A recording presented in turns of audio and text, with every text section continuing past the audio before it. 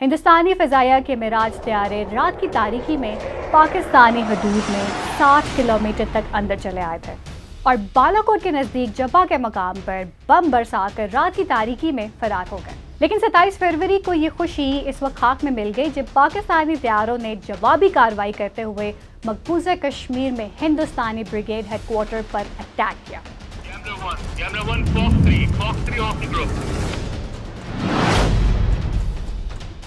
इसके बाद हिंदुस्तान समेत पूरी दुनिया के मीडिया पर जलते हुए हिंदुस्तानी जहाज़ों की तस्वीर और वीडियो गर्दिश करने लगी।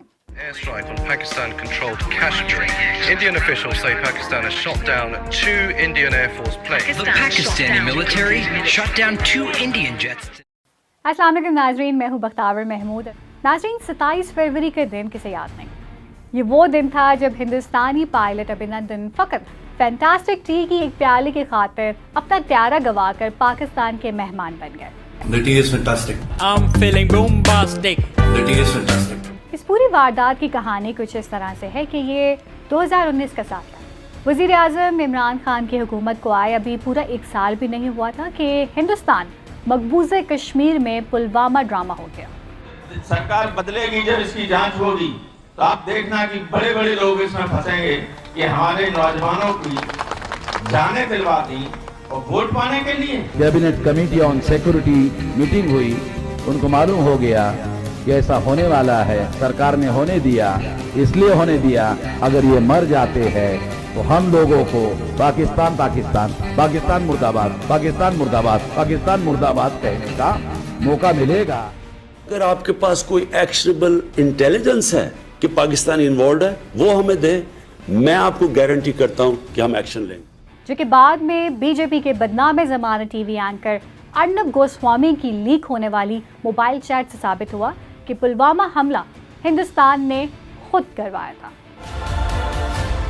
पुलवामा हमले को जवाब बनाकर 25 और 26 फरवरी के दरमियानी शब हिंदुस्तानी फ़ज़ाइया के मिराज तैयारे रात की तारीकी में पाकिस्तानी हदूद में 60 किलोमीटर तक अंदर चले आए थे और बालाकोट के नज़दीक जब्बा के मकाम पर बम बरसाकर रात की तारीकी में फरार हो गए। Early hours of February 26, 2019, Indian jets violated Pakistan's airspace. Meeting an immediate response from the Pakistani Air Force, Indian jets released their payload inside Pakistani territory and retreated. 26 मार्च की सुबह ISPR ने इस हमले की खबर एक ट्वीट के जरिए से दी, जिसमें यह भी बताया गया था कि कोई जानी नुकसान नहीं हुआ। जबकि भारतीय वज़ीर ख़ारजा की तरफ से फॉरेन सेक्रेटरी विजय गोखले ने 26 मार्च की सुबह एक प्रेस कॉन्फ्रेंस में बालाकोट के मकाम पर जैश ए मोहम्मद की एक ट्रेनिंग कैंप पर हमले की खबर दी। India struck the biggest training camp of the Jaish-e-Mohammed in Balakot. In this operation, a very large number of Jaish-e-Mohammed terrorists, trainers, senior commanders, and groups of jihadis who were being trained for Fidaian action were eliminated. जिसमें इनके मुताबिक भारत पर एक और हमले की मंसूबाबंदी में मसरूफ जैश-ए-मोहम्मद के जिहादियों को निशाना बनाया गया था, जिसमें बहुत से जिहादी मारे गए और इनके इंफ्रास्ट्रक्चर को तबाह कर दिया गया था। हमने पाकिस्तान की सारी हेकड़ी निकाली। जबकि अगले दिन तमाम आलमी अखबारात हिंदुस्तान के सफ़ेद झूठ का मुंह चढ़ा रहे थे, क्योंकि जिस जगह हिंदुस्तान जैश-ए-मोहम्मद का कैंप बता रहा था वहाँ चंद उखड़े दरख्तों और एक मरे हुए कौवे की लाश के सिवा कुछ नहीं था। There was no loss of lives and property on ground. The country's sovereignty had been violated. इस अटैक में जो वाहिद कैजुअलिटी है, अगर कोई मौत वाक़या हुई है तो वो इस कौवे की मौत वाक़या हुई है। पूरे हिंदुस्तान में जश्न का समा था, मिठाइयाँ बांटी जा रही थी, भारतीय टीवी चैनल्स में वॉर रूम बना दिए गए थे और एक आध टीवी चैनल पर तो एंकर बाकायदा फौजी वर्दी पहनकर शाम तक बकरे बुलाते रहे थे। लेकिन 27 फरवरी को ये खुशी इस वक्त खाक में मिल गई जब पाकिस्तानी तैयारों ने जवाबी कार्रवाई करते हुए मकबूजा कश्मीर में हिंदुस्तानी ब्रिगेड हेडक्वार्टर पर अटैक किया। 900 hours on the morning of 27th February 2019, fighter jets from different elite squadrons rolled down the runway. Impact the point which I have selected. इस हमले के बाद जब पाकिस्तानी त्यारे वापस लौट रहे थे तो हिंदुस्तानी त्यारों से होने वाली मुठभेड़ में हिंदुस्तान के 2 त्यारे मारे गए।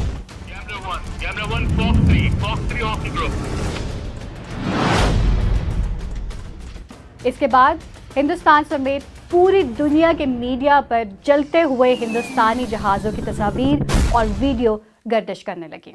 Airstrike on Pakistan-controlled Kashmir. Indian officials say Pakistan has shot down 2 Indian Air Force planes. The Pakistani military shot down 2 Indian jets today. Hindustani media की तरफ से इनकी फिजाइया के एक Su-30 और एक MiG-21 जहाज गिरने की तस्दीक कर दी गई। Abinadan's MiG-21 was hit by a missile launched by Wing Commander Noman Ali Khan. Hindustan के इन 2 जहाज़ों में से एक जहाज़ का मलबा भारतीय मकबूजा कश्मीर में बडगाम के मकाम पर गिरा, जबकि दूसरे जहाज़ का मलबा पाकिस्तान में गिरा। पाकिस्तान ने 2 भारतीय तैयारे हैं जो मार गिराए हैं, जो इब्तदाई मालूमात सामने आए। हिंदुस्तानी मकबूजा कश्मीर में गिरने वाले हिंदुस्तानी जहाज़ के मलबे पर खड़े होकर कश्मीरियों ने पाकिस्तान जिंदाबाद के नारे लगाए।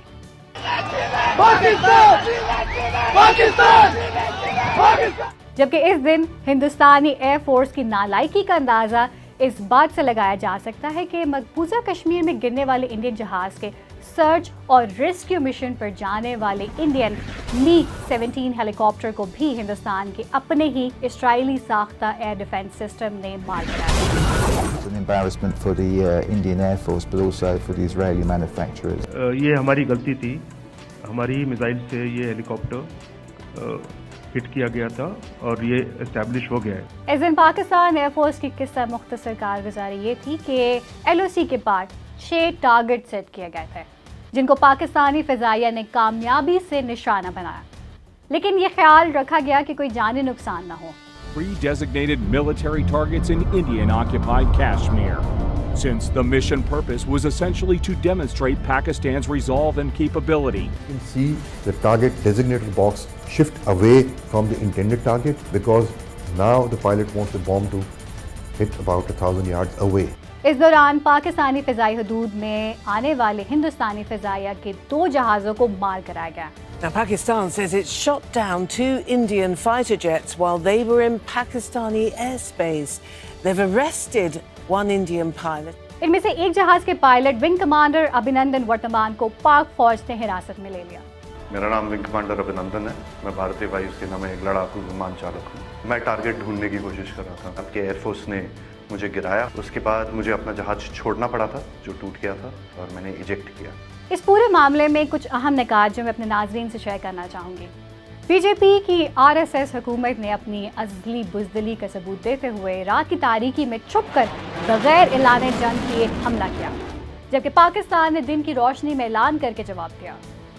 मोदी की RSS हुकूमत की जानिब से अपनी शर्मनाक शिकस्त की खपत मिटाने के लिए कहा गया कि अभिनंदन ने पाकिस्तान का F-16 तैयारा मार गिराया, जबकि हकीकत तो ये है कि अभिनंदन के तैयारे का मलबा मुकम्मल पाकिस्तान एयरफोर्स म्यूजियम में रखा हुआ है और दुनिया का कोई भी पायलट या जंगी तैयारों का एक्सपर्ट ये मलबा देखकर साफ बता सकता है कि अभिनंदन के तैयारे के तमाम मिसाइल अपने लॉन्चर समेत महफूज पड़े हुए हैं, जिनका मतलब ये है कि अभिनंदन ने एक भी मिसाइल ज़ाया करना मुनासिब नहीं समझा। और जब मिसाइल चला ही नहीं है तो फिर F-16 तैयारा गिराने का झूठ वाज़े बेनकाब हो जाता है। और सबसे बड़ी बात जो नोट करने की थी वो ये कि वज़ीर आज़म इमरान खान ने हिंदुस्तानी पायलट अभिनंदन को इंसानी हमदर्दी और अमन की खातिर अगले ही दिन वापस भिजवा दिया। Prime Minister Imran Khan announced his decision to repatriate Wing Commander Abinadan to India as a gesture of peace to de-escalate the tension between the two neighbors. As a peace gesture, हम उसको कल रिहा करने लगे हैं हिंदुस्तान को वापस।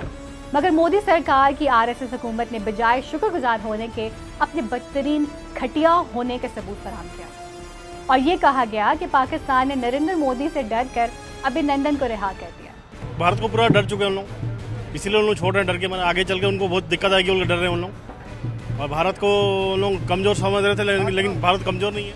जी हाँ, पाकिस्तान ने मोदी हुकूमत से डर कर दिन दहाड़े हिंदुस्तान के ब्रिगेड हेडक्वार्टर पर हमला किया और फिर मोदी हुकूमत से डर कर हिंदुस्तान के 2 तैयारे तबाह कर दिए और फिर हुकूमत से डर कर पायलट भी वापस कर दिया। ठीक है भाई, अगर अपनी जलालत को बॉलीवुड का स्क्रिप्ट ही बनाना है तो बना लो। आई थिंक एक यही काम आप अच्छा करते हैं। इंडियन मीडिया बात हमेशा बड़ा चढ़ा के कहती है, जो छोटी सी चीज़ होती है उसका बहुत ही उसको इतना आग लगा के, इतनी मिर्च लगा के बोलते हैं वो, उसमें लोग बहकावे में आ जाते हैं। याद रहे कि इस पूरी वारदात में नरेंद्र मोदी का वो बयान भी काबिल जिक्र है जब इन्होंने अपनी तकरीर में खुद कहा कि अगर इस दिन SU-30 की जगह राफेल तैयारा होता तो नतीजा कुछ और होता, क्योंकि इनका SU-30 उस दिन बुरी तरह नाकाम हुआ था। बाज़ माहिरीन का ये भी ख्याल है कि नरेंद्र मोदी की पाकिस्तान में सर्जिकल स्ट्राइक की इंतहाई अहमकाना और गैर जिम्मेदाराना हरकत बीजेपी को फंडिंग करने वाले हिंदुस्तानी सरमायाकारों के दबाव पर की गई, जिनका मकसद हिंदुस्तानी एयरफोर्स के राफेल तैयारों की खरीदारी को पाया तकमील तक पहुंचाने के लिए राह हमवार करना था, क्योंकि इन तैयारों की खरीदारी में हिंदुस्तान की तारीख की बदतरीन करप्शन की गई थी। राफेल हवाई जहाज हमारी यूपीए की डील में हवाई जहाज का दाम 520 करोड़ रुपए प्रति हवाई जहाज। पता नहीं क्या हुआ, किससे बात हुई, पता नहीं क्या हुआ, किससे बात हुई। प्रधानमंत्री जी फ्रांस गए, वहां पे किसके साथ गए पूरा देश जानता है, और जादू से हवाई जहाज का दाम 1600 करोड़ रुपए प्रति हवाई जहाज हो गया। बहरहाल जो भी हो, नरेंद्र मोदी हुकूमत ने 27 फरवरी को न सिर्फ हिंदुस्तान को पूरी दुनिया में शर्मसार करवाया, बल्कि हिंदुस्तानी एयरफोर्स की कमजोरियां भी मुकम्मल तौर पर अफशा कर दी। The jamming aircraft, which did a superb job, absolutely superb job jamming the communications of the Indian Air Force.